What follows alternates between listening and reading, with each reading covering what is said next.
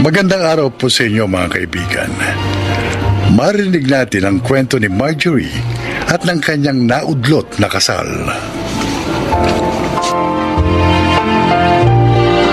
Matagal na kaming magkasintahan ni Martin at pareho na rin na kaming nasa tamang edad upang bumuo ng sariling pamilya. Ramdam kong mahal niya ako, gaya ng pagmamahal ko sa kanya. Ngunit sa pagdaan ng mga araw, mayroon akong napapansing kakaiba sa kanya.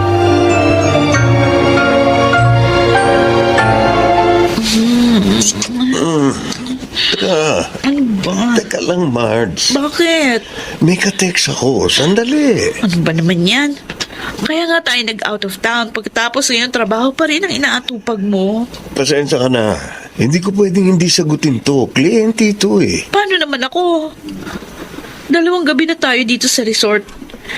Pero hindi naman buo yung attention mo sa akin. Sorry na. Mamaya, tapusin ko lang pag-uusap namin itong kliyente ko. Ewan ko sa'yo. Matutulog na lang ako. Marge, hindi mo ba ako nauunawaan? Palagi na lang kasing ganito eh. Gusto ko naman bigyan mo ako ng undivided attention. 5 taon na tayo magkarelasyon at ginagawa kong lahat para kahit papaano magkaroon ng something new sa relasyon natin. Kasi ayaw kong may isa sa atin na mabore o kaya ma-fall out of love. Kaya sana naman, mag-effort ka rin. Hindi yung ako na lang palagi.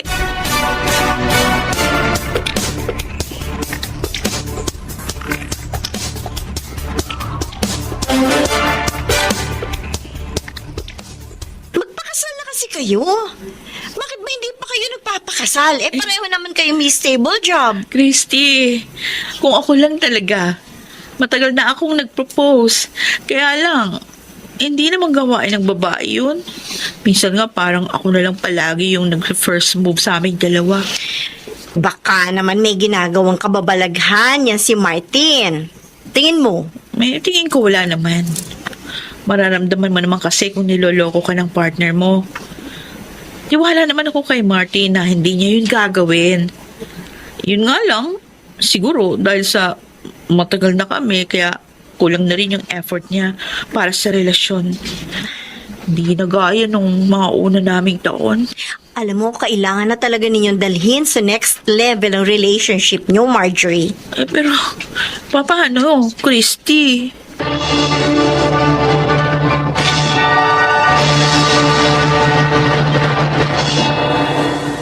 Primo, Oh, paano mo nasabing si Casey na ang the one mo?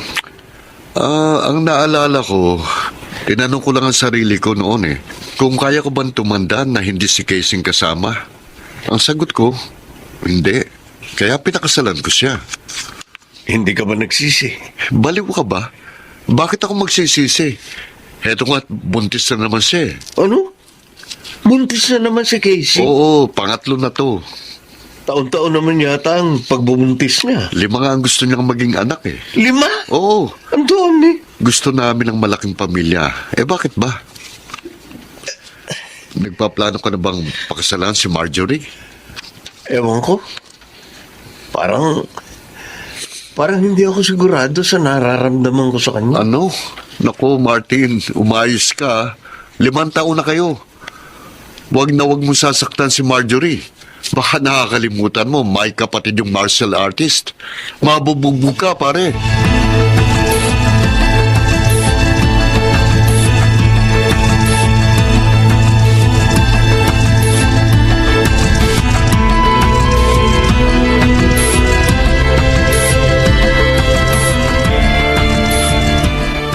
O Martin, tikman mo to. Salamat, tita. Alam ni Mama na paborito mo ang crispy pata. Kaya nagluto kanina nung malaman na papunta ka rito. Sarap. Talaga? Sabi ko naman kasi sa'yo, punta ka lagi rito sa bahay. Ay, siya nga pala, Martin. Ano yung Kuya Badong? Balita ko, na-promote ka. Ay, ano ba yan, kuya? Nung 1 buwan pa, hindi ka na sa balita. Uy, ngayon ko lang na-tsempuhan itong si Martin eh. Oo, Kuya. Na-promote ako. Bay, okay. Oh, so, kailan mo na pakakasalan ng kapatid ko? Kuya, Si Badong kasi eh. Tingnan mo. Bakit? Nabulunan tuloy si Martin. Eh, nagulat sa iyo eh. O Martin, inom ka ng tubig. Oh.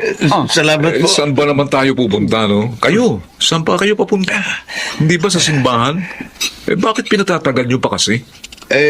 Kuya, O ano? Kaya mo bang pakasalan ng kapatid ko? opo, Sumagot. Ayan. pakakasalan ko si Marjorie. Martin. Mabuti pa, formal ko nang hingi ng kamay niya sa inyo ngayon. Martin? Talaga ba? Martin? Pakakasal ka ba sa akin? Oh, Siyempre. yun naman pala eh. Di tapos ang kaso, tapos ang usapan. To follow na lang ang engagement ring, ha, Martin? Oo, kuya.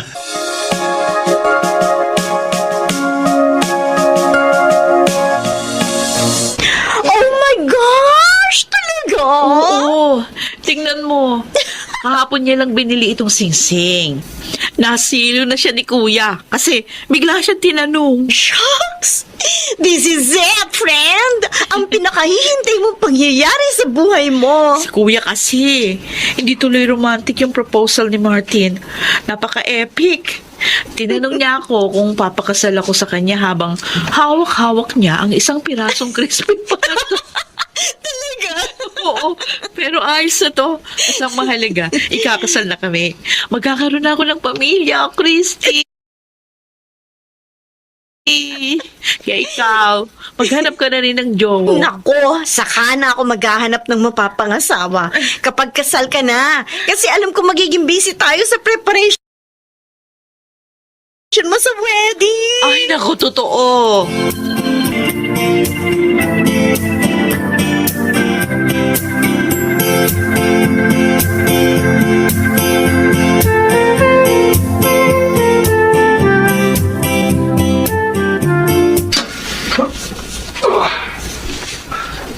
Hoy, Martin, Pa?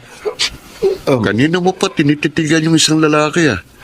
Baka mapansin ka, masasapakan yan. Nakatingin ba ako sa kanya? Hindi ko napansin. Ang titig mo pa naman iba. Paano iba? Parang may bahid ng pagnanasa eh. Ano? Totoo nga, hindi ako nagbibiro. Ewan ko sa'yo. Diyan ka na nga. Oh, teka lang, hoy! Martin! Hintayin mo ako, hoy!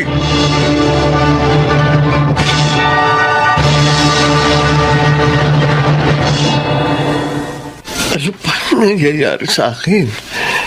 Bakit ganito nararamdaman ko? Martin, my love. Oh. Marge. Oh. Bakit nakasuot ka lang ng ganyan? Sinadya ko talagang suotin ito para ipakita sa iyo ang bago kong biling nighties. Ayos ba? Oo. Ayos naman. Magbis ka na. Ha? Bakit ako magbibihis? Ukubarin ko lang naman ito. Ha? Martin. Teka. Ah? Bakit mo ako tinulak? Sorry. Sorry, Marge. Kasi, Kung ayaw mo magsabi ka, sorry. Nabigla kasi ako eh. uuwi na lang ako. Marge! Marge! Sandali. Ano ba nangyayari sa akin? Bakit ganito ang nararamdaman ko?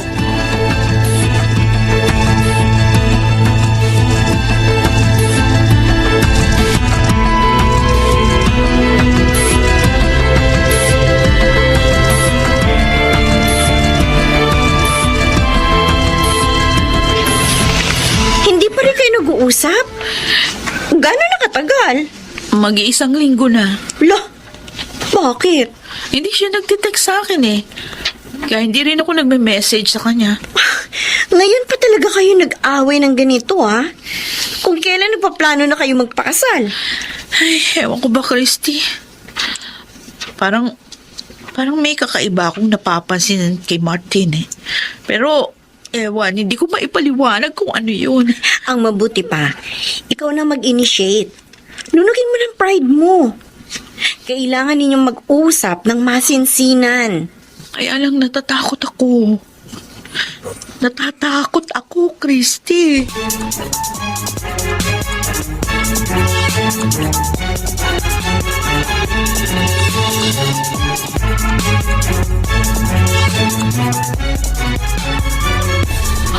Ako na sanang pupunta sa inyo eh.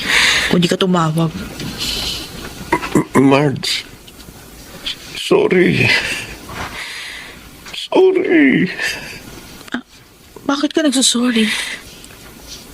Sorry talaga, hindi ko sinasadya. Hindi ko alam na mangyayari ito.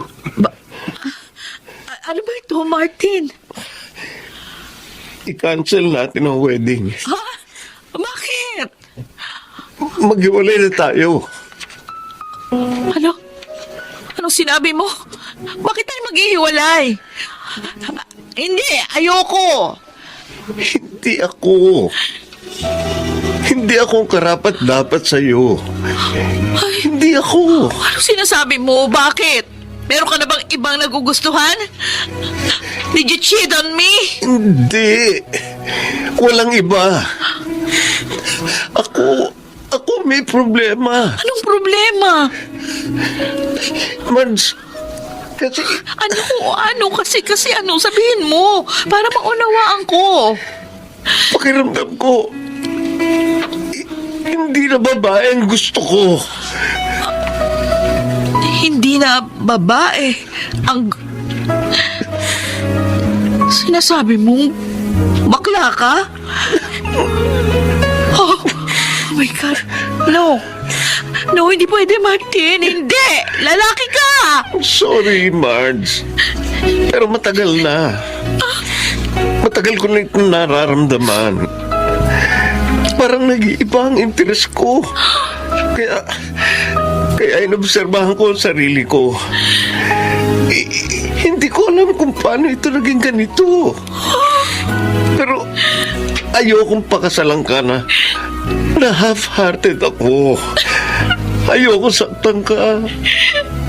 Mahal kita, alam mo yan. O sana sinabi mo na lang na may iba kang babae o iba nagugustuhan.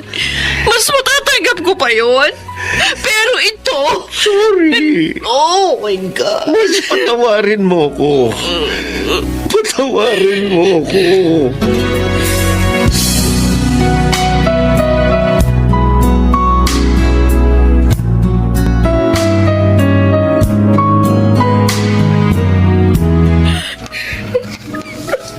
Uy, bakit ba kasi?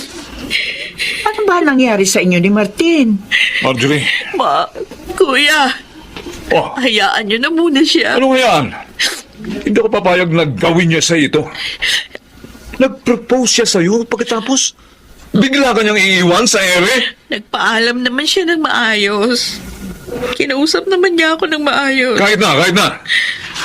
Ano ba kasi ang dahilan, ha? Sa akin na lang yun, Ma. Pero hindi niya ako niloko. Oh! Yun lang masasabi ko. Hindi niya ako pinagpalit sa iba. Eh kung gano'n, ano ang dahilan? Kuya, sana nga niloko niyo na lang ako kaysa ganito. Ang hirap tanggapin. Siya, tama na. Kung ayaw mo sabihin, sige. Umiyak ka muna ng umiyak. Hahayaan ka na namin. Basta humanda siya sa akin. Kapag nagkita kami, babalian ko siya ng buto.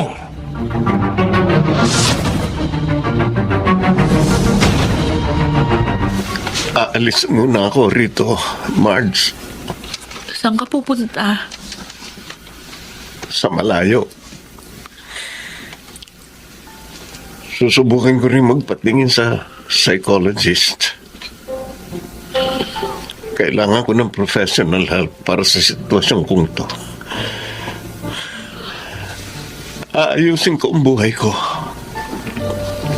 Aayusin ko muna ang sarili ko. At sana, Marge, sana narito ko pa pag dumating ang panahon na sigurado na ako sa identity ko. sa panahon na hindi ako magtatanong sa salamin kung ano ako at kung ano ang gusto ko.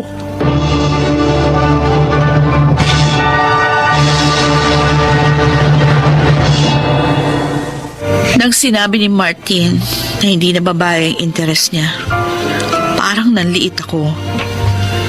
Pero kinalaunan, na-appreciate ko ang honesty niya. Alam kong mahirap din para sa kanyang tanggapin ang nangyayaring pagbabago sa kanyang sarili. Pero hindi siya nag-atubiling sabihin sa akin ang katotohanan. 1 taon na mula nang umalis siya. Bagamat ayokong umasa na may tutuloy pa ang aming naudlot na kwento. Pero araw-araw, natatagpuan ko ang sarili kong naghihintay sa kanyang pagbabalik.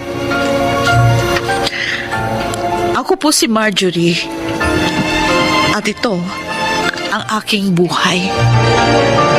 Sa mundong punong-puno ng kasinungalingan, piliin sana nating magsabi ng katotohanan kahit gaano man ito kasakit at mahirap tanggapin.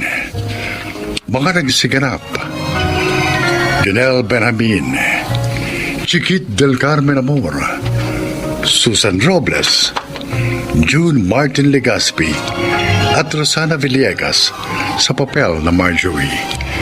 Naglapat ng angkop na tunog Jerry Mutia, sa musika Boboy Salonga.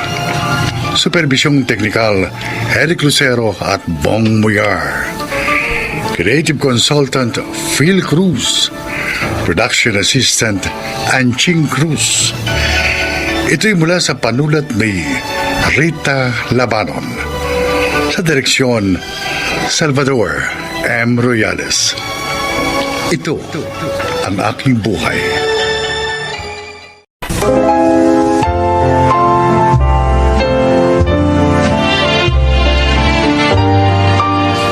Mga kaibigan, sa araw na ito ay maririnig po ninyo ang testimonya ng isang nilalang na nais ibahagi ang kanyang kwento upang kapulutan ng aral.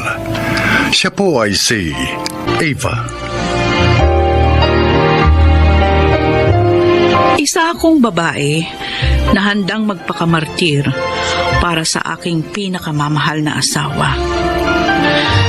Kahit pa madalas niyang saktan ang aking kalooban sa pamamagitan ng lantarang pangangaliwa. Pakinggan ninyo ang aking salaysay ng buhay at naway kapulutan nito ng aral.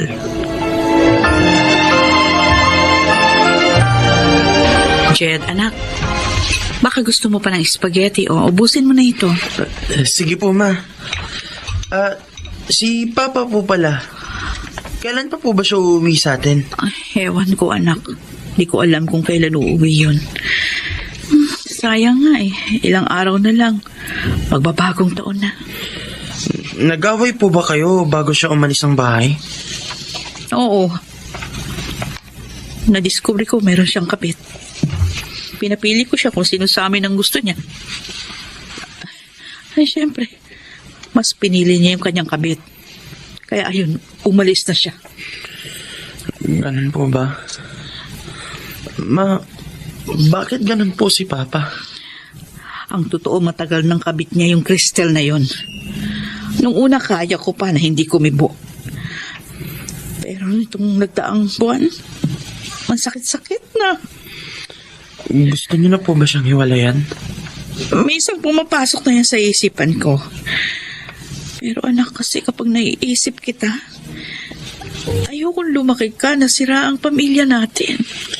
Matagal na pong sira ang pamilya natin. Simula nung magtaksil siya sa inyo. Ayoko naman pong magdusa kayo ng dahil lang sa akin. Kung palagi lang niya kayong sinasaktan, hiwalayin niyo na lang po si Papa. Jed. Kayo lang naman po ang mahalaga sa akin. Tatanggapin ko po kung maghihiwalay kayo. Ang gusto ko lang naman po, makita ko kayong masaya ulit. At hindi nyo mararanasan ulit yun kung nasa poder pa tayo ni Papa.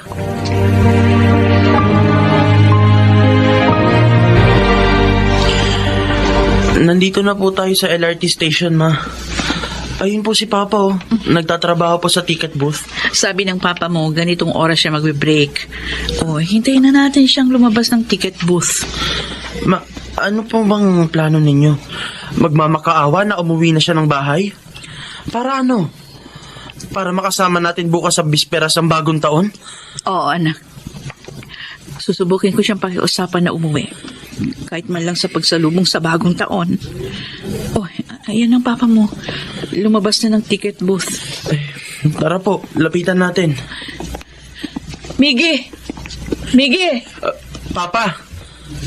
Anong ginagawa niyo rito, Eva? Dinala mo pa ang anak natin. Pa, uuwi po ba kayo sa bahay ngayong New Year's Eve? Miggy, kahit man lang sana ngayong bagong taon, mabuo lang ang pamilya natin. Pakiusap, umuwi ka ng bahay. Hindi ako magbabagong taon sa bahay natin. Kanina po kayo magsa-celebrate? Sa kabit nyo? Jed, huwag kang magsalita sa akin ng ganyan. Totoo naman pa. Kaya ayaw nyo pong umuwi sa amin kasi mas gusto nyong umuwi sa bahay ng kabit Jed, nyo.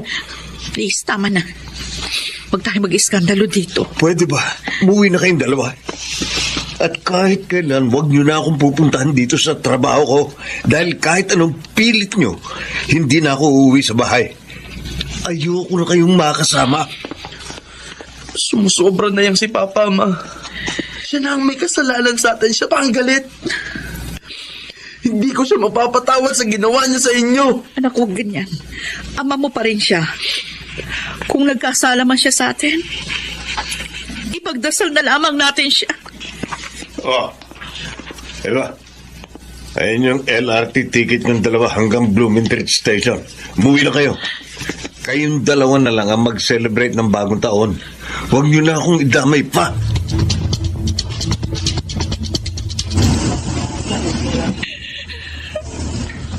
Ma, tingnan na po sa atin ang ibang pasahero. Huwag na po kayong umiyak. Hindi na dapat iniiyakan si Papa. Malapit na ba tayo sa Blumentritt Station? Opo, malapit na. Ito po yung panyo ko. Punasan niyo po ang mga luha niyo. Salamat, anak. Oh, ayun, napunasan ko na. Tara na, Ma. Nandito na po tayo sa Blumentritt Station. Hihinto na po ang tren.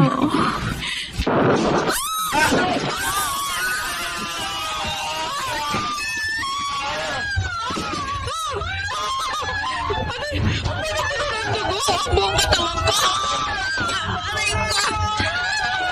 Hindi ko! Jed! Jed, anak, gumising ka! Jed! Jed, hindi ka pwede mamatay! Anak ko! Hindi ka pwede mamatay! Ay, tulungan niyo ako!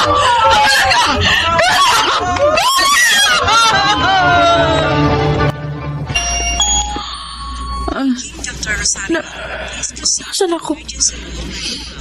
Patay na ba ako? Iba. Nasa hospital ka? Ate Elena. Ang mga binti ko. Nalasog ang mga binti mo. Dahil sa nangyari pagsabog. Kailangan daw putulin, sabi ng mga doktor. Halos ilang oras ka nag-agaw buhay kanina. Habang ino-operahan. Si Jed. Kumusta lang anak ko? Eva. Patay na si Jed. Napuruan ang sarap na lambugo at likod niya.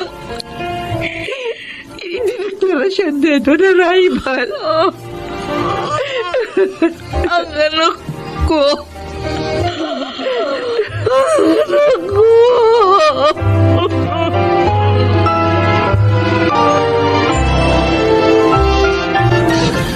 Kasalanan ko lahat. Hindi sila masasawi kung hindi ko sila iniwan. Magse-celebrate ako ng bagong taon. Napatay ang anak ko. Habang ang kasama ko, naging baldado pagkatapos ng trahedyang yun. Honey? Honey, Nagpe-prepare na kami ni Tita Lloyd ni Medianoche para mamaya. Kailangan masaya tayo sa pagsalubong ng New Year 2001! Nakukuha mo pa magsaya? Ha?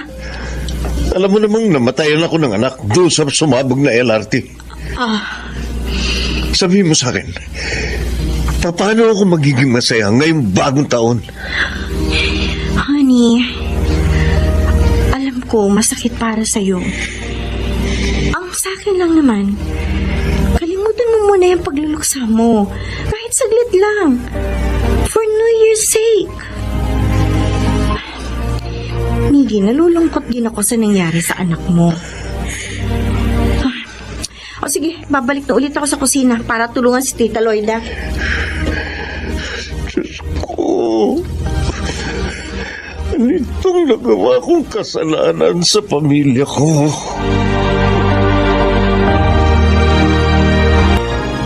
Buti naman, Miggy. Bumalik ka na sa bahay para samahan si Ava. Payag naman ba yung alam mo na. Hiniwalayan ko na si Cristel noong 1 linggo. Na-realize ko kasi na isang kamalian ang pakikipagrelasyon ko sa kanya. Pasensya ka na, Miggy. Kung sa iyo ko na pinagkakatiwala ang pag-aalaga sa asawa mo. Lilipad na kasi ako patungong Hong Kong para magtrabaho. Wala naman kaming kamag-anak. Kaya ikaw na asawa niya ang natitirang pag-asa ni Eva. Sige. Sige, Ate Elena. Ako nang bahala sa pag-aalaga sa asawa ko.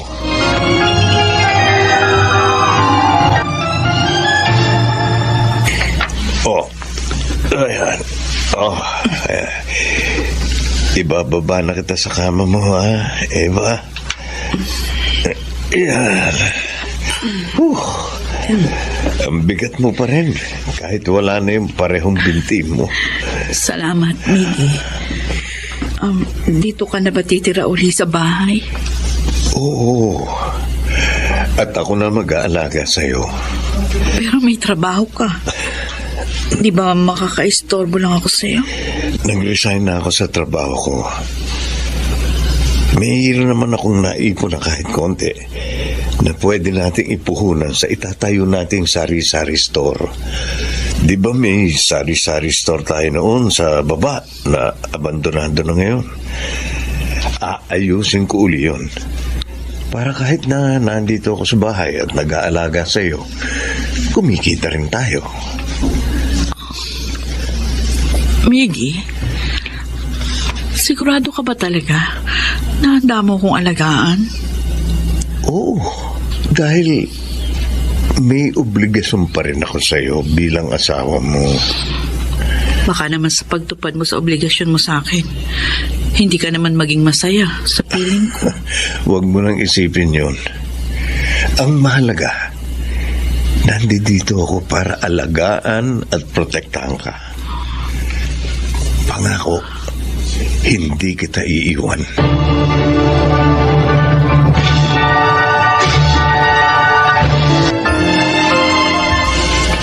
Oh, kumusta ka dyan, Eva? Ayos lang. Kanina pa kita pinagmamasdan. Ang sipag mo. Ikaw na yung tagalaba, tagaluto, tagalinis ng bahay. Ikaw pa rin yung nag-aasikaso ng tindahan. Tapos inaalagaan mo pa ako. Baka naman magsawa ka na niyan. Hindi ako magsasawang paglingkuran ka. Miggy. Bumabawi ako sa iyo dahil ang dami kong kasalanan na nagawa sa pamilya natin. Hindi kayo mapapasama ni Jen sa trahedyang yun sa LRT kung hindi ko kayo iniwan. Iba, hindi ako dapat nangaliwa. Hindi ako dapat naging pabayang ama at asawa.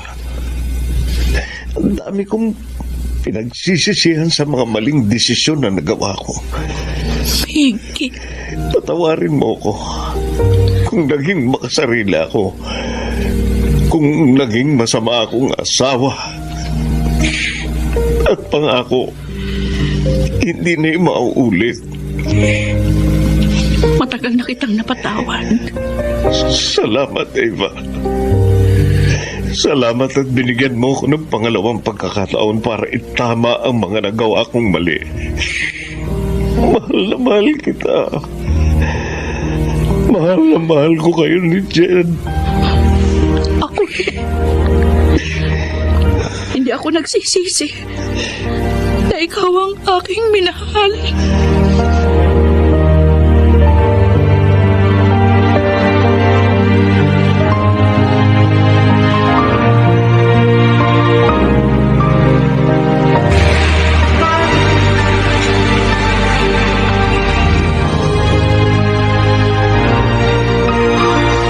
Oh, nandito na tayo sa puntod ng anak nyo, Eva, Biggie. Ay, pwede mo na akong ibaba sa Teka. pagkakakanto. Ayusin ko lang itong dala nating portable chair. Ayan. O yan, ayos na. Pwede mo na ngayon pong asawa mo, Tol. Sige. Ito. Ayan na, Eva. Pasensya ka na, Miggy. Kung kinailangan mo pa akong buhatin, papunta dito sa sementeryo. Wala yon. Karangalan kong buhatin at paglingkuran ang asawa ko. Naks naman, Tol.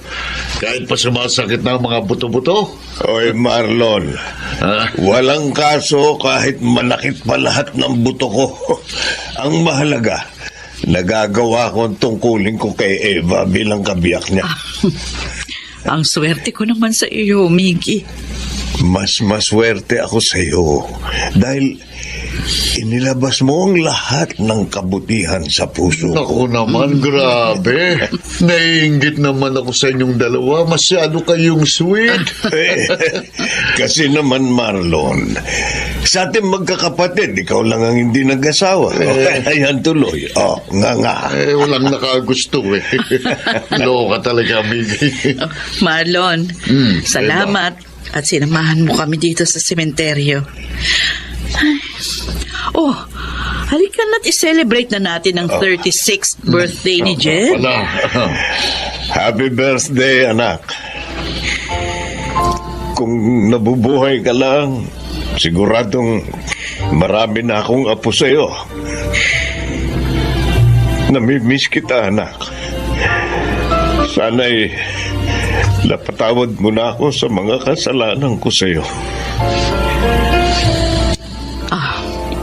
Miggy, alam kong matagal ka nang pinatawad ni Jed. Alam mo ba, nung first death anniversary ni Jed, dumalaw ako dito sa puntod niya. Nangako ako sa kanya na mamahalin at aalagaan kita. At kailanman hindi kita pababayaan. Akalain mong 20 years na pala ang lumipas. Sigurado akong masaya ang anak natin. Saan man siya naroroon. Dahil tinupad mo ang mga pangako mo sa kanya.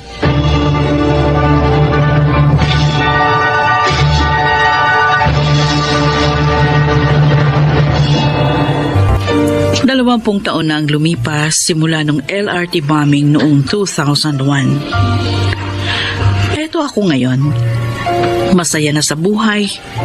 Kapiling ang aking pinakamamahal na asawa. Tanggap ko na ang nangyari sa akin noon at ginagawa ko na lamang inspirasyon ang nakaraan para mag-move forward sa kinabukasan. Wala na akong mahihiling pa dahil ibinigay na sa akin ng Diyos ang lahat. At ibinigay niya yon sa pamamagitan ng aking asawang si Mickey. Ako si Eva. At ito ang aking buhay.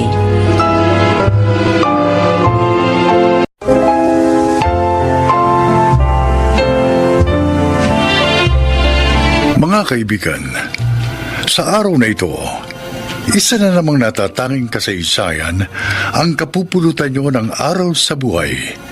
At ito ay ang kasaysayan ni Ethel. Bunso ako sa 3 magkakapatid.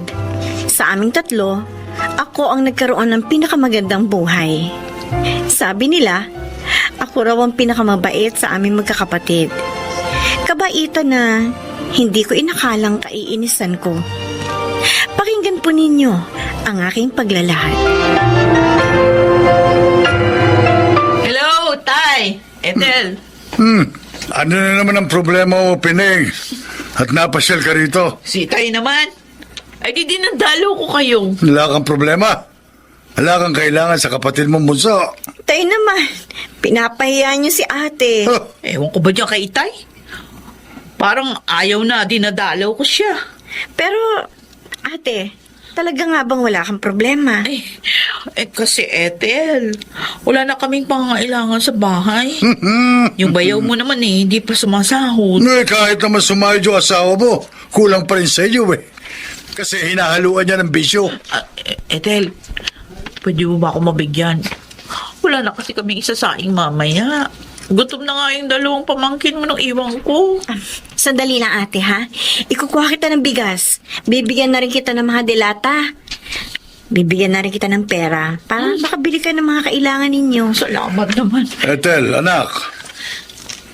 Ikaw ba'y nakabili na ng bitamina para dyan sa dinadala mo? Opo, itay.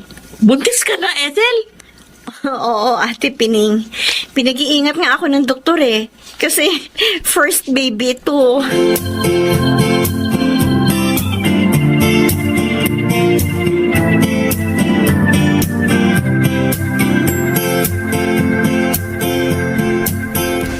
Kuya Drigo, napasyal ka.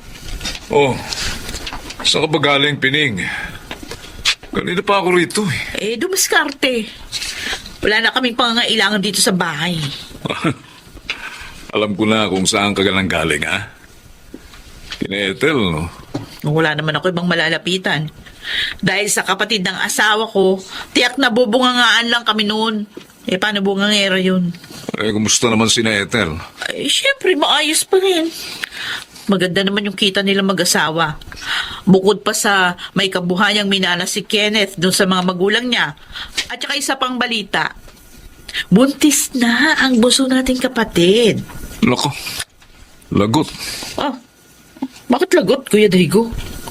Baka hindi na tayo matulungan ni Ethel eh. Ngayon buntis na siya. Kung kailan pa naman gusto ko sana mag-abroad. Mangingibang bansa ka? Oo. Malaking kikitain ko sa Canada.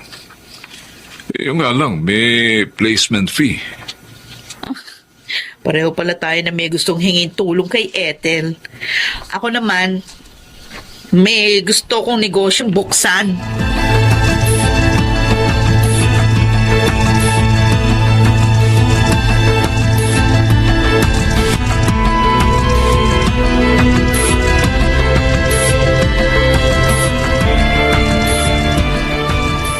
Kumusta ang trabaho mo, Han? Okay naman, Han. Ano kaya kung tumigil ka na sa pagtatrabaho? Ha? Pero Kenneth, maliit pa lang naman ang tiyan ko eh. At saka hindi naman ako nahihirapan. Nag-aalala kasi ako sa magiging baby natin. Malaki na naman ang ibon natin eh. At ang kita ko naman, sobra pa sa mga pangangailangan natin. Kaya naisip ko, magpahinga ka na lang dito sa bahay. Kung pwede sana. At saka na lang ako hihinto sa trabaho. Pag malaki na yung tiyan ko, iingatan ko naman ang baby natin eh. Promise.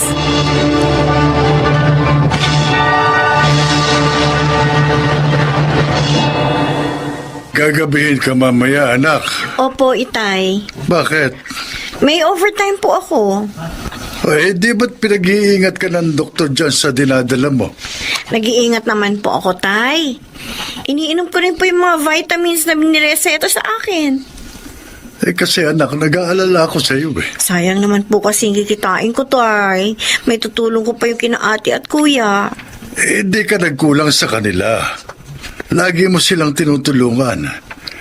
Pero sa pagkakataong ito, isipin mo naman ang kapakanan ninyo na magiging apo ko. Kawawa naman po kasi sila eh. Pero hayaan niyo po, kapag naramdaman ko na nahihirapan ako po mismo ang titigil sa trabaho ko.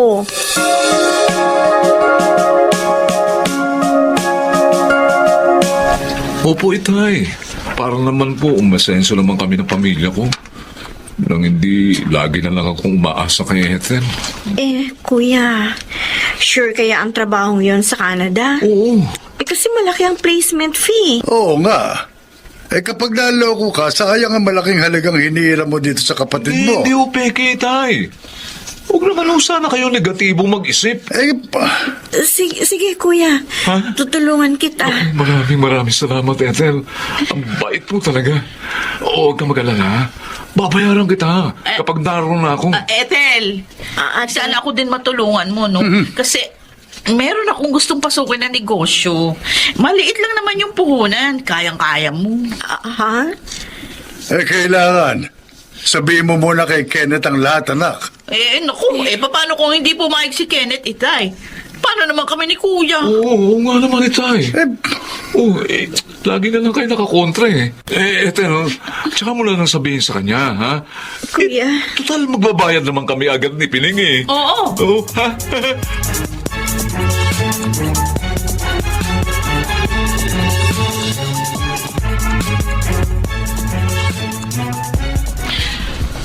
Pining, Kuya, kumusta ang business mo? nako, mahina pa. Ha? Pero pasasaan ba't lalakas din ang kita ko dito? Oo. Tulad nung nangyari doon sa iba kong kaibigan. Gusto ko nga magpadagdag ng puhunan kay Ethel. Ha? Oo. Uy, bakit naman? Mahina pa naman ka mo negosyo mo. Para makabili pa ako ng iba pang produkto. Baka sakaling mas malaki yung kitain ko sa mga bibiling ko. Oo nga. O ikaw, anong balita sa pangingibang bansa mo? Naku. Kailan ba alis mo? Ha? May problema nga akong Pining Anong problema? Ilang linggo na kasing hindi nagpapakita sa amin ng mga kasama ko yung taong kausap namin. Ano? Bakit ganun? Sabi marami lang daw inaasikaso. Pero ang problema na ibigay na namin sa kanya yung pera namin. Kaya dapat asikasuhin din niya kami. O, dapat nga. Kaso pinaghihintay kami. Noon, minamadali kami makabayad. Ngayon naman bayad na kami. Pinaghihintay naman kami. Naku, nagagalit na nga kami ng mga kasama ko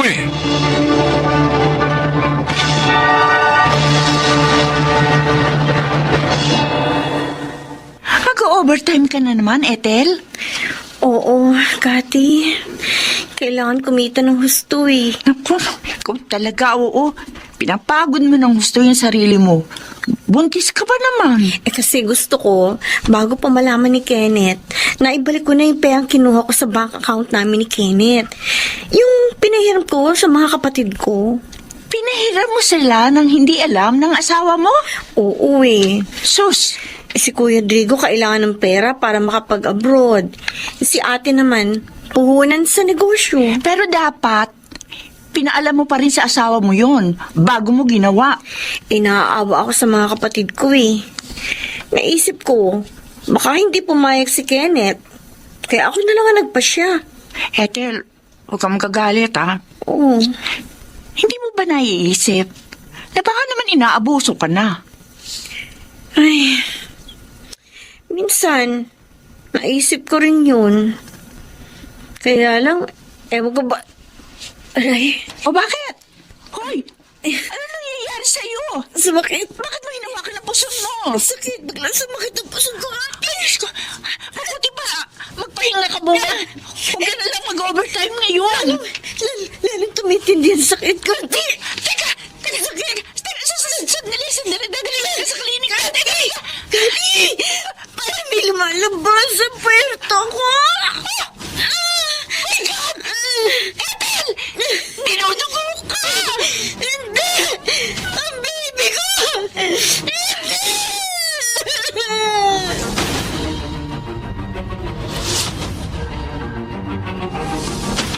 Tay, si Ethel po.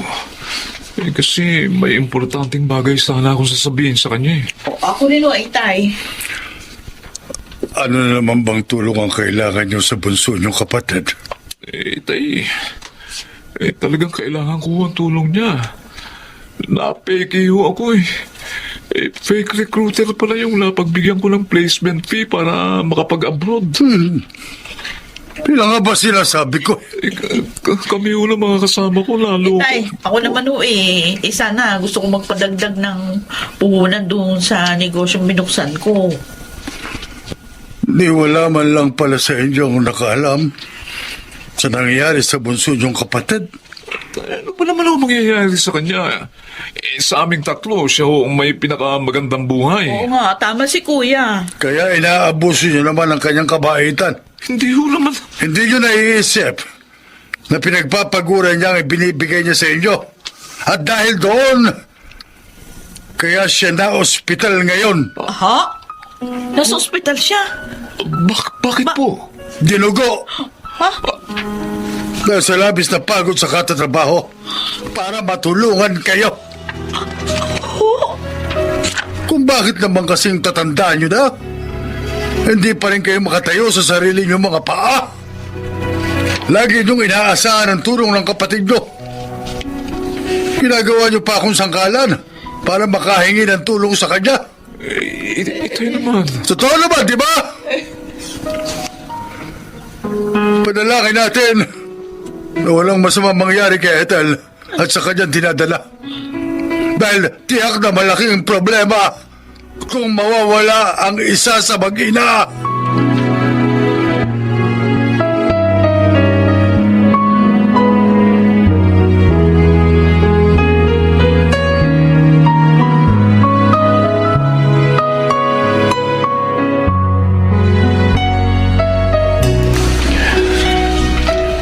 Kumusta na ang pakiramdam mo, Han? Sorry. Kasalanan ko. Kaya muntik nang mawala sa atin ang baby natin. I'm sorry. Huwag ka na umiyak. Baka kung mapano pa kayo ng dinadala mo. Magpasalamat tayo sa Diyos. At kapwa kayo nakaligtas sa pangyayaring yun. Tama ka. Ngayon, may pagkakataon na akong ituwid ang mga pagkakamali ko. Ethel, Nagre-resign na ako sa trabaho ko para maingatan ang baby natin. paano ang mga kapatid mo? Natulungan ko na sila at sobra na yun. Panahon na parang pamilya naman natin ang asikasuhin ko. Alam mo, naiinis nga ako sa sarili ko eh. Dahil masyado akong naging mabait at mapagbigay sa kanila. Kaya inabuso nila ako.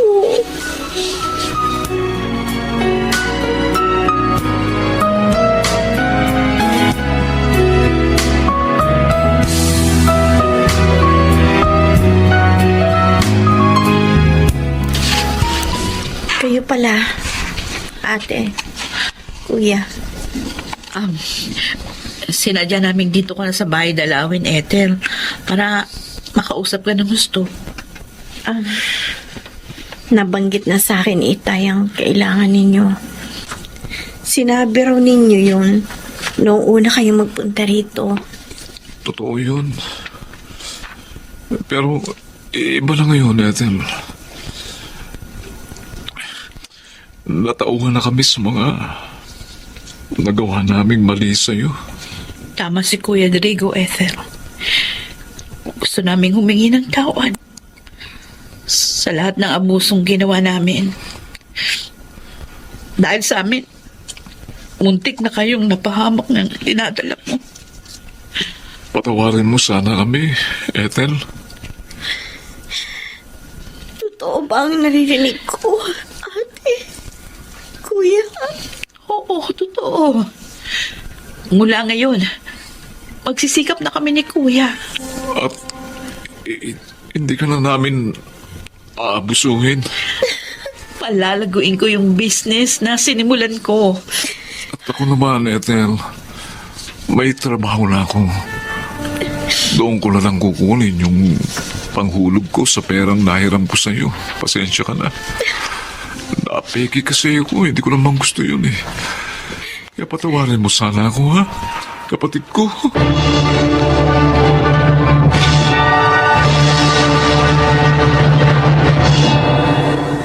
Dalawa na ang anak namin ni Kenneth ngayon. Ang mga kapatid ko naman, maayos na rin ang buhay ngayon.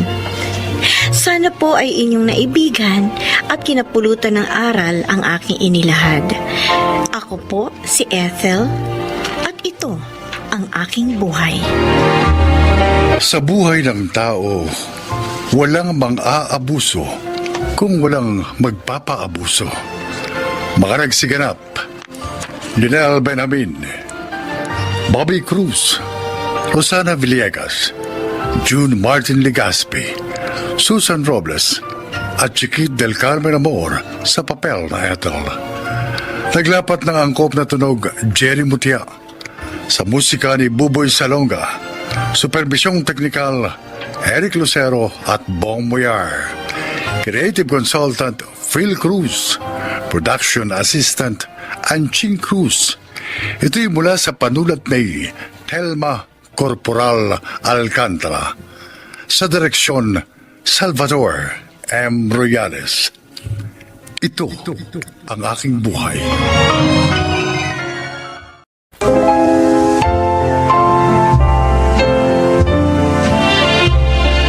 Mga kaibigan, sa araw na ito, inyong maririnig ang kwento ng isang may bahay na ang tanging hangad ay ang pagkakaroon ng kapayapaan ng isip at damdamin sa pagitan ng mga salimuot na nangyayari sa kanyang buhay.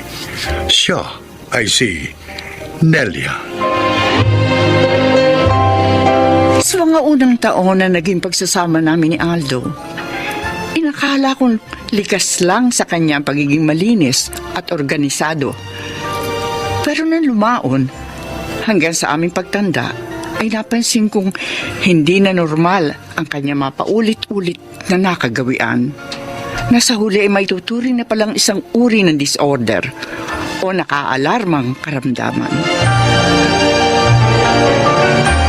Aldo? Aldo, nasaan yung refrigerator natin? Saan mo na naman ba ipinuwestong tao ka, ha? Uy, dito sa malapit sa pintuan. Para nga ako yung singaw ng init ng motor, hindi nakukulob dyan sa loob ng kusina. Ang layo nga kasi sa lutuan. Ano, kailangan kong pa pumunta doon sa may pintuan para lang kunin yung mga irerekado ko sa pagluluto. Uy, huwag ka nga masyadong mareklamo, Nelia. Saka yung tono mo, para bang krimen na yung ginawa ko eh. Ang liit lang ng bahay natin, ha? Konting kembot lang. Yan, andito ka na sa harap ng ref. Oh. Ang sa akin lang naman, wala nang kapanatagan ang mga gamit dito sa bahay. Eh, kung may buhay lang yung mga yan, tiyak na hilong-hilo na rin sa paglipat-lipat mo sa kanila kung saan-saan eh. Alam mo, Nelia, pinaiinit mo ulo ko eh. Huwag mo na lang akong kinukontra sa ginagawa ko, pwede, ha? Hindi mo na unawaan eh kung anong klaseng stress ang sumasanib sa akin kapag hindi ko na ipupwesto ang mga bagay-bagay sa lugar na gusto ko.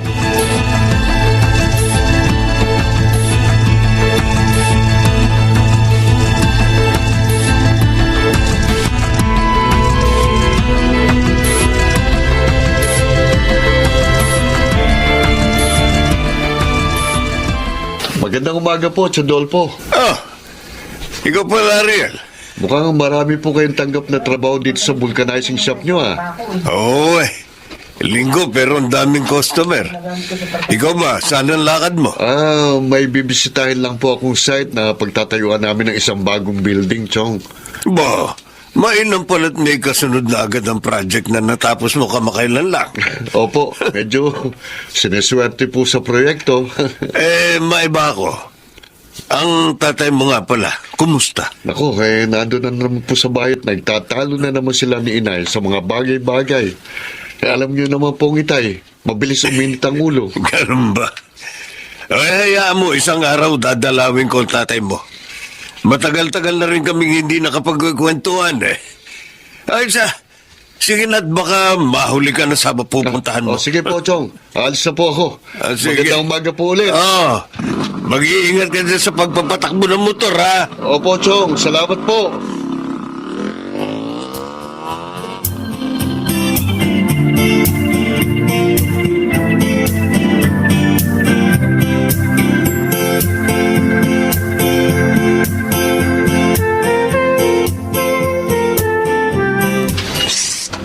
Ay, Aldo! Venus? Ano? Bakit nandito ka? Wala na kasi akong pera no? Ano ba yan? Gutom na ako. Masama kayo sa Sandali. kaysa Huwag magutom. kang yumakap. Hindi ba sabi ko sa'yo, sa park na lang tayo magkita? Ay, ang tagal mo sumipot. Kanina pa ako naghihintay sa Edo, no? Nilamok na ako't lahat. Pero hindi ka pa rin dapat nagpunta rito. Baka bakis ng sinenya, ako makikita tayo. Ay, talagang magigising siya! Kapalang Dahil sisigaw ka ng sisigaw dito kapag hindi mo pa rin ako binigyan ng pera!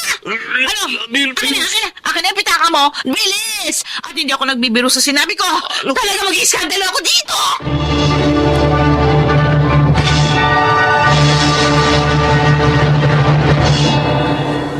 Tama na! Ayoko na! Si Aldo, Ayoko na! Pagod na ako. Ayoko na. Diyos ko! Aldo! Bakit mo sinira yung mga gamit natin? Ang television natin basag na screen! Hirap na ako, Nelia. Ayoko na. Pero bakit hindi ko pa rin makontrol ang sarili ko? Pagpalit-palitin ang lugar ng mga gamit natin dito sa bahay.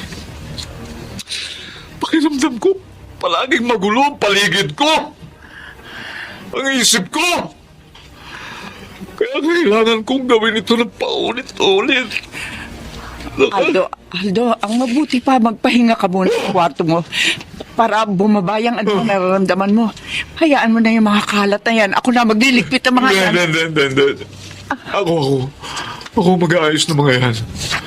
Kailangan ko ayusin ang mga yan.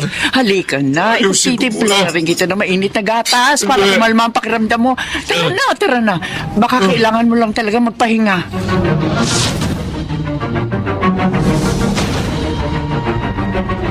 Nag-aalala na rin ako sa nangyayari kay Itay. Masyado na siyang nagiging violente nitong mga nakaraang araw. Pati si Inay, minsan nasasaktan na niya kapag nagwawala siya. Hindi kaya may obsessive-compulsive disorder si Itay, kuya? Yun bang obsession sa isang bagay na paulit-ulit na gumugulo sa isip niya at hanggat hindi niya yun nagagawa, lalong lumalala ang kanyang pagkaligalig? Yan ang paliwanag ng professor namin sa psychology na isang clinical psychologist tungkol sa mga taong may OCD. Mabuti nga sana kung mapipilit nating magpatingin sa doktor si Itay para masolusyonan yung mga dinaranas niya. Sabi pa ng professor namin maaari raw mauwi sa psychosis Ha? o pagkabaliw kapag napabayaan ang pagiging OCD ng isang tao. Yun na nga ikinatatakot ko. Lalo pat iba na ang mga ikinikilos ni Itay nitong mga huling araw. Anong gagawin natin? Teka, baka pwede nating hingi ng tulong ni Chong Dolpo. Huh? Baka makinig sa kanya si Itay.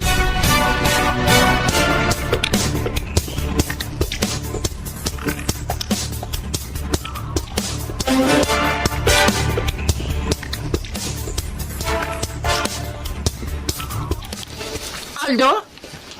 Anong ibig sabihin ito? Sino yung babaeng buntis na yan na kasama mo? Sandali ha. Teka lang ha. Magpapaliwanag ako, Nelia. Girlfriend ako ng asawa mo. O ngayon, Venus. alam mo na. Totoo ba ang sinasabi ng babaeng to, Aldo? Bakit ba kasi ayaw mong maniwala? Inamin ko na sa'yo, di ba?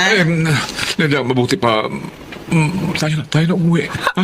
Sa bahay na lang tayo mag-usap. Ay, ha? nako, Halika na. Aldo. Hindi kayo uuwi. Venus. Dahil ako, ang gusto ko, mamili ka ngayon sa aming dalawa ng asawa mo. Ha? Ako o siya?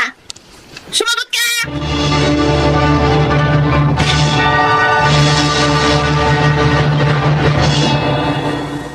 Tiniis ko naman lahat, hindi ba, Aldo? Mula sa pagbuwala mo sa kanin na malata, sa isda na dapat ikaw mo ay prito ko kaysa sa sinabawang ko. Mula sa masasakit na salita tinatanggap ko sa iyo kapag hindi agad ako nakasunod sa utos mo.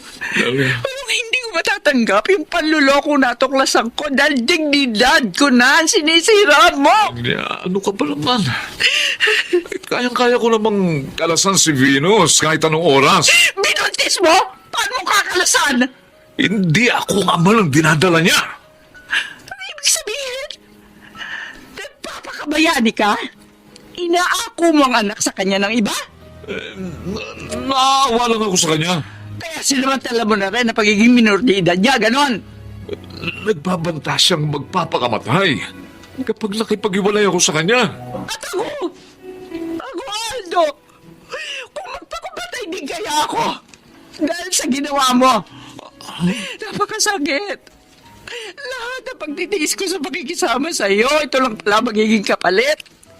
Mas pinili mo magpalin lang sa isang babaeng hindi mo naman alam kung saan nagmula. Kaysa sa akin na asawa mo na simulat sa Paul.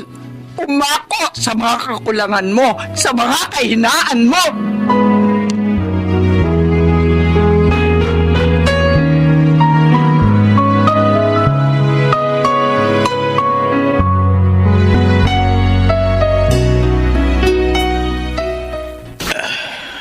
Bata pa lang ang tatay nyo.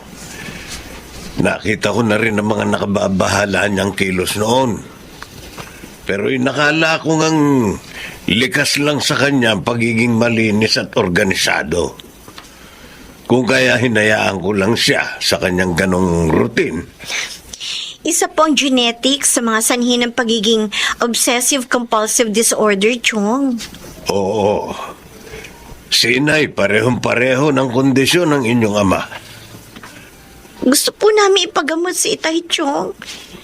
Sana po, matulungan niyo kami kumbinsihin siya. Alam po namin nakikinig siya sa inyo bilang nakatatanda sa kanya. Sige. Ako na ang bahalang kumausap sa kanya. Sa kalagayan niya ngayon, kailangan na nga niyang maipagamot.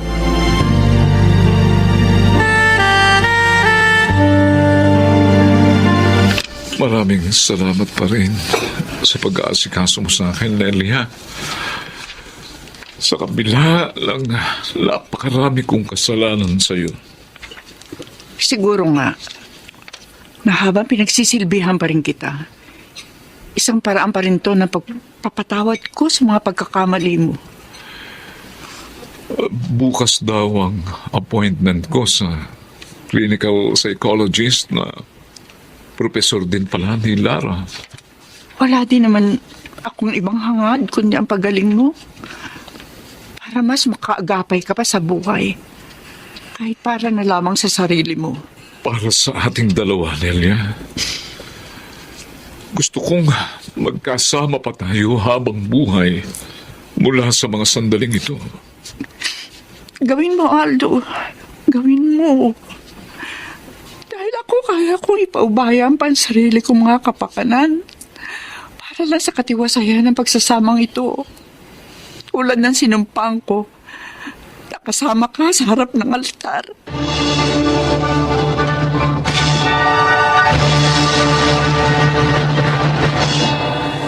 Sa ngayon, patuloy pa rin sumasailalim si Aldo sa traditional therapy hinggil sa kanyang kondisyon. Malaki na ang kanyang ipinagbago sa pagtrato sa mga bagay sa kanyang paligid, lalo na sa akin. Ako si Nelia, at ito ang aking buhay. Nakasalalay sa atin ang tunay na katuturan ng buhay. Mula sa ating pangunawa sa mga bagay hanggang sa maibibigay nating apeksyon sa ating mga minamahal. Mga nagsiganap: Rosana Villegas, Chiquit del Carmen Amor, June Martin Legaspi, Lionel Benjamin at Susan Robles sa papel na Nelia. Naglapat ng angkop na tunog Jerry Mutia, sa musika Boboy Salonga. Supervisyong teknikal Eric Lucero at Bong Muyar. Creative Consultant Phil Cruz. Production Assistant Anching Cruz. Ito'y mula sa panulat ni Sel Barlam. Sa direksyon, Salvador M. Royales. Ito ang aking buhay.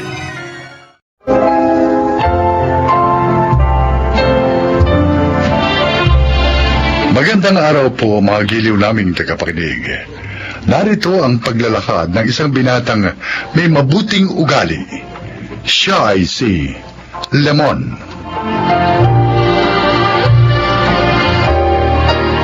Sa lugar namin, tuwing may madadaanan akong nag-aaway, lagi ako naghahanap ng aawat sa kanila.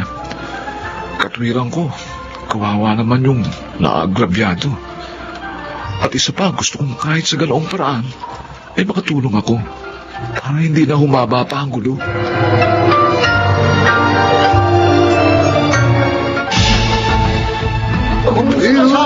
Bakit kaya nagkakagulo mga tao? Tulungan nyo, kawawa naman yun, tulungan nyo. Sir, ano pong nangyari sa lalaking yan? Ay nako, silaksak. Kailangan madala sa ospital. Ganun ba? Teka, hanap ako ng makakatulong.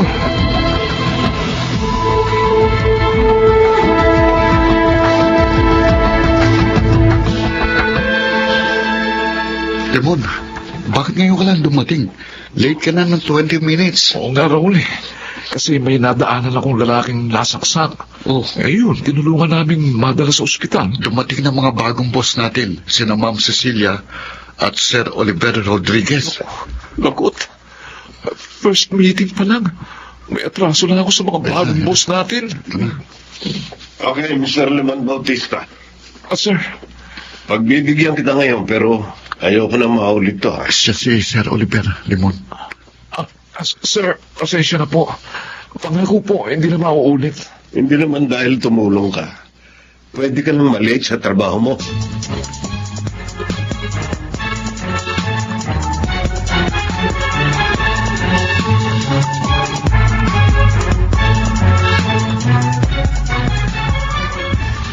Limon, eto pa ang sabaw. Helga, Salamat po. Salamat po, Nay. kumusta naman ang trabaho mo, Limon? Medyo na-late po ako, Nay. O bakit? Maaga ka namang umalis dito Kasi po, Nay, sabi ni Kuya, may nakita siyang sinaksak. Hmm. Ayun, tinulungan nilang madala sa ospital. Nahiya nga po ako dun sa bagong boss namin eh. Kasi late ako ng 20 minutes. Kinagalitan ka ba? Hindi naman po.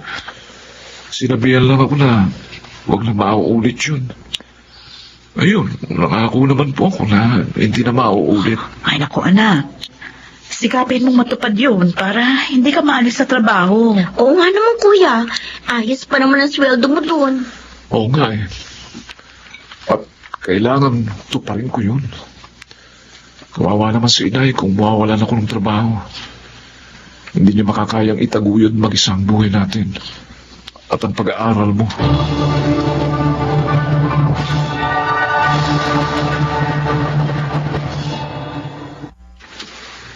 Ayan. Tapos ko lang linisin ang office nila, Sir Oliver at Ma'am Cecilia. Pupunta ako naman yung ibang room. Basta ako rito.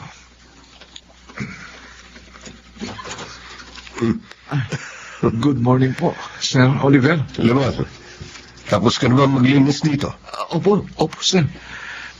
Sige po, pupuntahan ko naman po yung isa pang room. Sandali. Bakit po, sir? Pakidalan mo ako ng coffee and sandwich dito, ha? Bago mo ituloy ang paglilinis.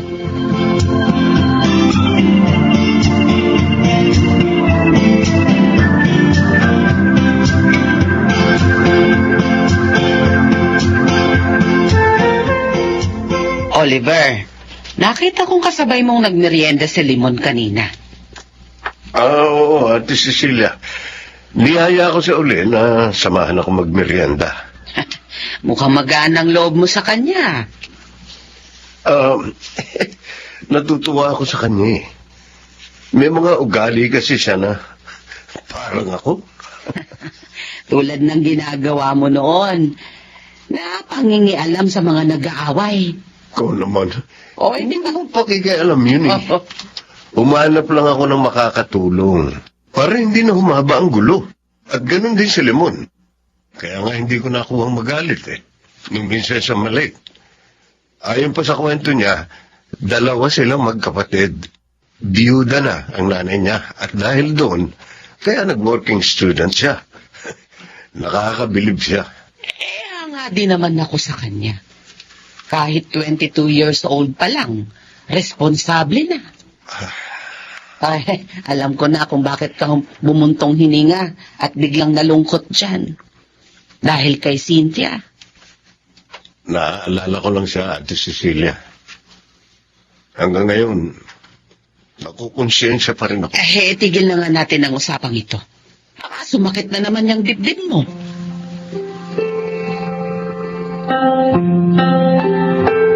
Tapos na ako maglinis sa opisina. Pero kung uuwi naman ako ngayon, hirap pang sumakay. Mapapagod lang ako sa abang ng bus sa pagtayo. Ayoko namang sumabit uli sa jeep. Mahirap, delikado. Sabi ni inay, huwag ko raw ugaliin yun. Dahil baka maaksidente ko. Tama naman siya. Ay, mabuti pa dito na lang muna ako. Magbabasa muna ako habang napapalipas ng ilang oras. Ano, andito pa naman si Sir Oliver. Limon!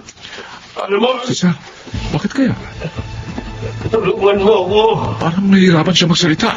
Kailangan niya ng tulong.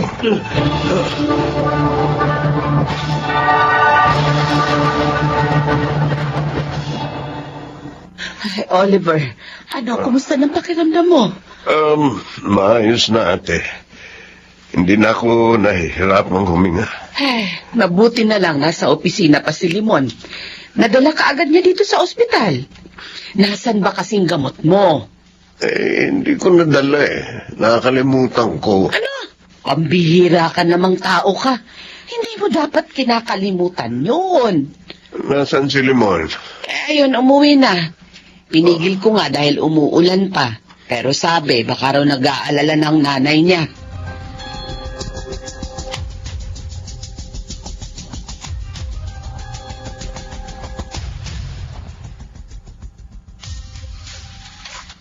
Ano, sir? Gusto niyong samahan ko kayo kina Limon? Oo, Raul. May sakit siya, di ba? Kaya hindi siya nakapasok. Oho, nilalagnat daw siya sabi ni Aling Cynthia. Kaya gusto ko siyang puntahan. Nagkasakit siya dahil sa akin. Umuwi siya kahit umuulan matapos akong maihatid sa ospital. Kaya gusto ko siyang pasalamatan. Okay, sir. Sasamahan ko po kayo.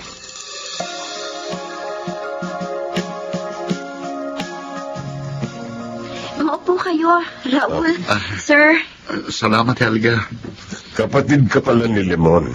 Opo, bunso po. Sandali lang po at tatawagin ko si Kuya. Kuya, may bisita ka. Ha? Sino, Helga? Si Raul at ang boss ninyo. Ha?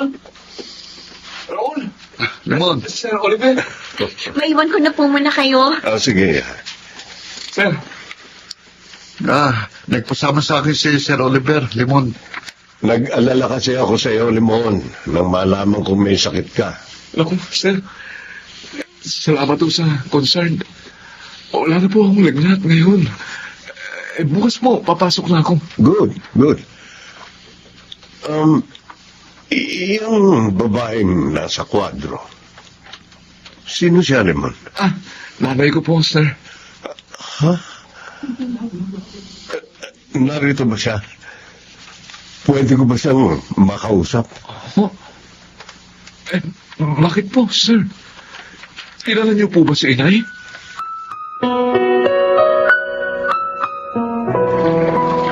Maraming salamat. Pumayag ka na mag-usap tayo, Cynthia. Kahit na nga malaking kasalanan ko sa'yo. Matagal ko na kinalimutan yun, Oliver. Ayun nga lang, nabigla ako kanina kasi hindi ko inaasahan na makikita pa kita. Gusto kong humingi uli ng tawad sa'yo. Iniwan kita. Ipinagpalit kay Selena. Kahit na nga 15 years ang tandaan niya sa akin. Sabi ko nga, matagal ko nang kinalimutan yun. Tanggap ko ng lahat ang nangyari. Pinili mo siya kasi mayaman. At gusto mong matupad ang iyong mga pangarap. At natupad naman yun. Tama ka. Pero may naging kabayaran ang ginawa ko sa'yo.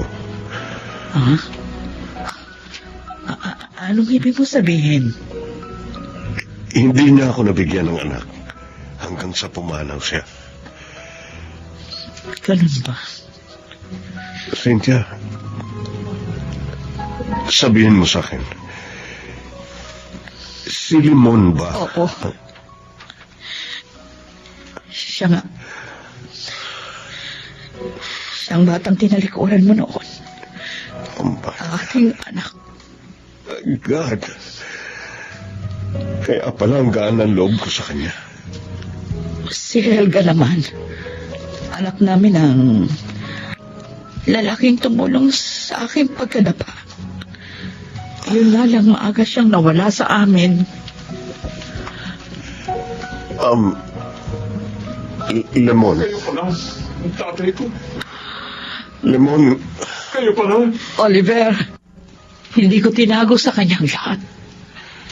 Lemon anak. Patawarin mo sana ako. Cynthia, bigyan niyo ako ng pagkakataong mapuna ng malaki kong pagkukulong sa inyo. Oh, Oliver. Hindi kita pipiliting tanggapin ako sa puso mo dahil alam kong malaki ang pagkakasala ko.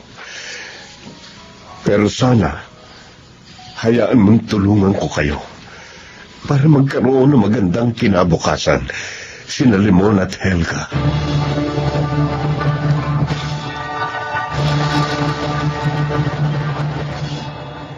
Tinanggap nila yung tulong ni Itay. Dahil doon, pati si Helga ay kanyang tinulungan. Ngayon ay pareho na kaming tapos sa college ni Helga.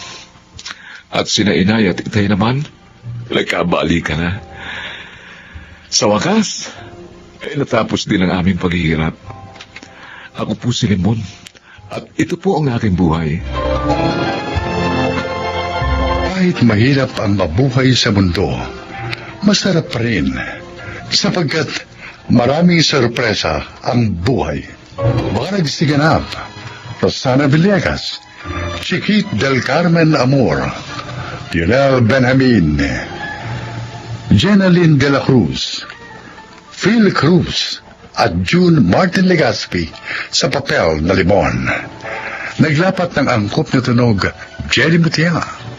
Sa musika, Buboy Salonga. Supervisyong teknikal nila Eric Lucero at Bong Muyar. Creative Consultant Phil Cruz. Production Assistant Anching Cruz. Ito'y mula sa panulat ni Selma Corporal Alcantara. Sa direksyon nila Maynard Landicho Jr. at June Martin Legaspi. Ito ang aking buhay.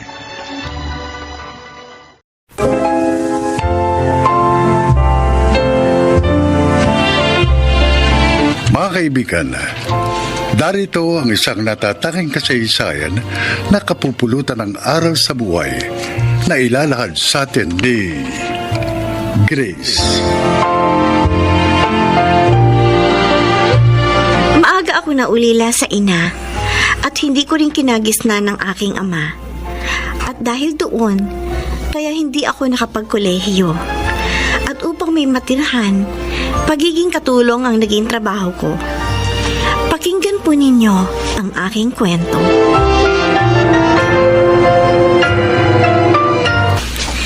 Maraming salamat po sa pagtanggap niyo po sa akin dito para maging katulong ninyo, Sir Ramil. Kahit sa tindahan lang po ninyo ako nakilala, tinanggap niyo pa rin po ako. Pangako po, hindi ko po sisirain ang pagtitiwala ninyo. Pagbubutihin ko po ang trabaho ko dito sa bahay niyo. Naniniwala ako. Mukha ka namang mabait eh. Kaya nga nang makita kita doon sa tindahan sa lugar nyo, inalok agad kita ng maging katulong ko. Siya nga pala, tuwing gabi lang ako narito, no? Dahil may negosyo akong inaasikaso. Kaya sana, bantayan mong mabuti itong bahay, ha? Opo, sir. Ito nga palang magiging kwarto mo. Yan. Ang ganda. At ang linis. At may maganda rin pong kama. Salamat at nagustuhan mo. May aparador ka rin dito. May electric fan na maaaring magamit. Oh, iayos mo na ang mga gamit mo para makapagluto ka na ng hapunan natin. Opo, sir.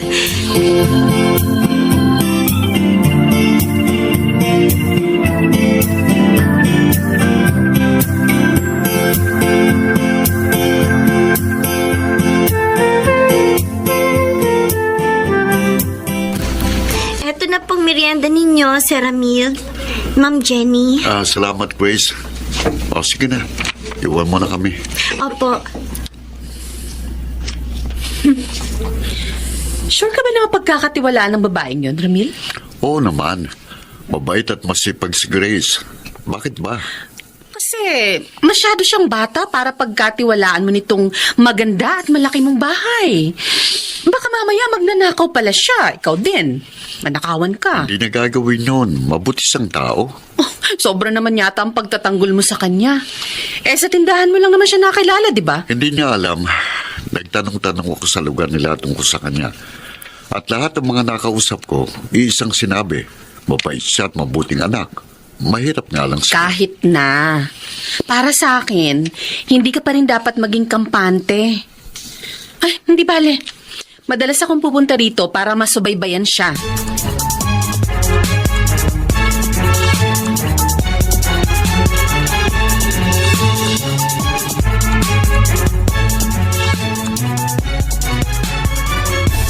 Bata at maganda ka mo ang katulong ng nobyo mo, Jenny. Oo, Marcia. Pero syempre, mas maganda ako sa kanya, no? Pero kinakabahan pa rin ako. Kasi sa tindahan lang siya nakuha ni Ramil. Bakit naman kasi hindi na lang siya kumuha sa agency? Aba, kung bata at maganda, dapat kang kabahan. Dahil baka mamaya sulutin niya yung nobyo mo. Oh, mawalan ka. Marcia, hindi pumapatol si Ramil sa mga katulong, no? Isa pa, mahal ako nun. Oh, huwag kang kasi siguro. Iba pag lumapit ang tukso. Kaya kung ako sa'yo, hihigpitan ko si Ramiel.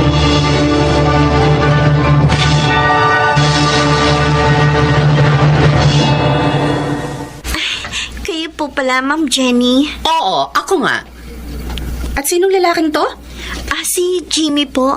Kapitbahay ko po siya doon sa dati kong tinitirhan. Nanliligaw sa'yo? Opo. Magandang gabi po, ma'am. Ang galing mo rin, ano? Wala ang amo mo pero nagpapapasok ka ng lalaki sa pamamahay niya. Ma'am, nandyan po si Sir Ramil. Nasa kwarto po niya. Ha? Maaga po siyang umuwi dahil masakit daw po ang ulo niya. Narito na po siya nang dumating si Jimmy. Totoo po yun, ma'am. Ay, bahala nga kayo sa buhay niyo. Buisit. Mukhang masungit ang nobya ng amo mo, Grace. Akala lang niya siguro, hindi alam ni Sir ang pagparito mo. Pwede kayang bumalik ako rito? Gusto ko lang namang makatiyak na okay ka dito. Tsaka para makita na rin kita. Sasabihin ko muna kay Sir Ramil.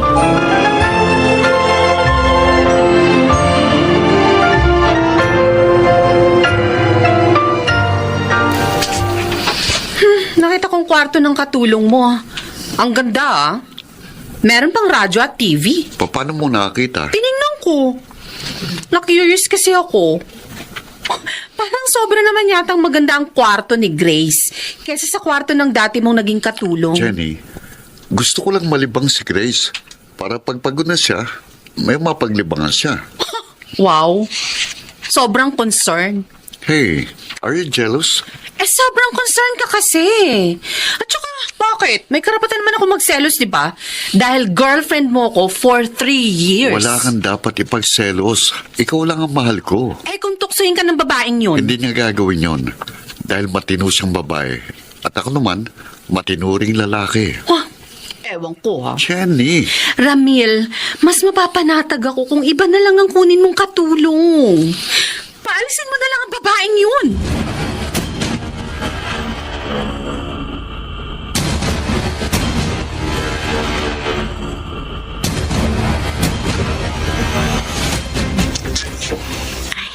Tapos ko nang hugasan itong mga plato. Tuyo na rin lahat. Ilinipit ko na.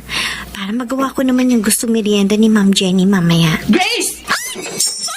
Diyos ko, nabitiwan ko yung mga plato. Ano ba yan? Napakatanga mo naman. Ma'am, Tinawag lang kita. Nabitiwan mo na yung platong yan. Hoy, alam mo ba kung magkano yan, ha? Ang mahal niyan. sorry po, Ma'am. Sorry ka dyan. Nagulat po kasi ako sa pagsigaw ninyo sa pangalan ko eh. Aba? Hindi ko po sinasadya. At kasalanan ko pa ngayon, ha? Kasalanan ko pa, kasalanan ko pa, ha? Jenny, tama na po. Yan ang bagay sa'yo. Ang kurutin. Dapat nga sa bunutan ka pa eh. Gagang to? Pati ako idadamay sa katangahan niya. Oy, kumanda ka pagdating ni Ramil. Sasabihin ko, palayasin ka na dito. Wag naman po, Ma'am. Wala po ako matutuluyan. Wala akong pakialam, no? Hindi dapat sa bahay na to ang tangang katulad mo!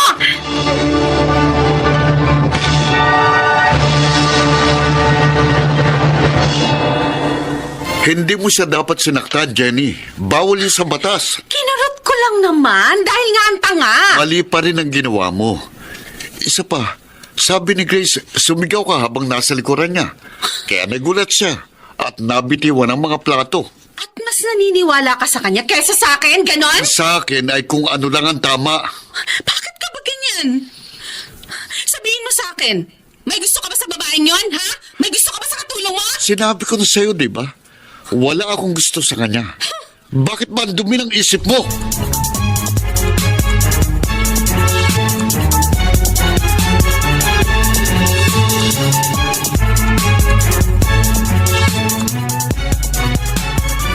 Oh, Grace, saan ka pupunta? Bakit nakaimpake yung mga gamit mo?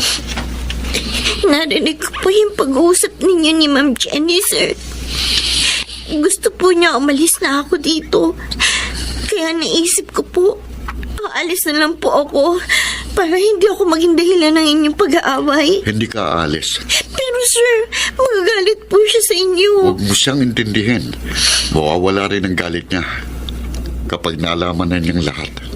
Sir Ramil, May sasabihin ako sa inyong dalawa. Panahon na para malaman niyo ito.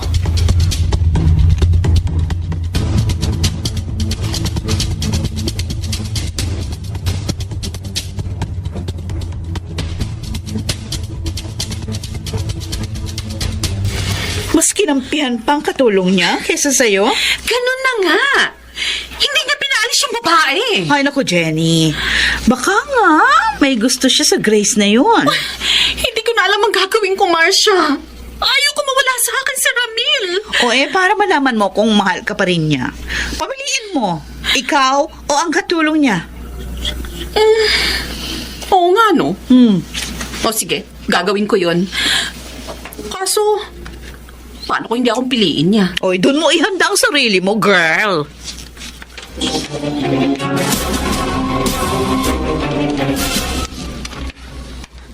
Bakit ba kailangang isama mo pa babaeng to sa pag-uusap natin? Dahil may bahagi siya dito. sir, naguguluhan po ako. Ano po bang gusto ninyong sabihin? Grace, gusto kong malaman mo na kaya ganitong concern ko sa'yo dahil... Dahil ano? Sabihin mo na. kapatid ko siya sa ama. Ano po? Yun ang totoo. Nadistino noon si Daddy sa probinsya at doon niya nakakilala at nakakarelasyon ng nanay mo. Nalaman ni Maming lahat. At dahil ayaw ni Daddy na iwan siya ni Mami, ang nanay mo ang iniwan niya. Kaya pala hindi ko siya kinakisnan. Oo. Hindi niya kayo natulungan. Kaya bago siya namatay, ipinahanap ka niya sa akin at binili na tulungan ka. Kung ganun, kuya kita. Oo, Grace. At ang pagkikita natin sa may tindahan sa probinsya niyo ay hindi nagkataon, kundi isang sadyang pangyayari. ginawa ko yun upang tuparin ang pangako ko kay Daddy. Ramil, bakit ngayon mo lang sinabi? Dahil may mga bagay pa akong inaayos para kay Grace. Bahagi rin ang gusto ni Daddy gawin ko para sa kanya. Kaya wala kang dapat ipagselo sa kapatid ko, Jenny. Wala. Dahil ikaw lang ang mahal ko. Grace, patawarin mo ako. Nagkamali ako. Maling-mali. Kalimutan na po natin yon. Ang mahalaga, maliwanag na sa atin ang lahat.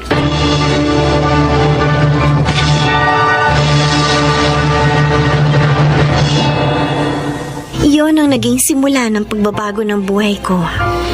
Ngayon, ay close na kami ni Ate Jenny at nag-aaral na rin ako sa kolehiyo. Tunay ngang sa bawat kalungkutan ay laging may kasunod na kaligayahan. Ako po si Grace, dating kasambahay, at ito ang aking buhay. Napakinggan po ninyo mga kaibigan ang isa na namang magandang kasaysayan ng buhay. Mga nagsiganap, Jeneline de la Cruz, Maynard Landito Jr., Fidel Benjamin, Rosana Villegas, at Chiquit del Carmen Amor sa papel na Grace. Naglapat ng angkop na tunog Jerry Mutia sa musika ni Buboy Salonga. Supervisyong teknikal Bong Buyar at Eric Lucero. Creative Consultant Phil Cruz. Production Assistant Anching Cruz. Ito'y mula sa panulat ni Telma Corporal Alcantara. Sa direksyon Salvador M. Royales. Ito ang aking buhay.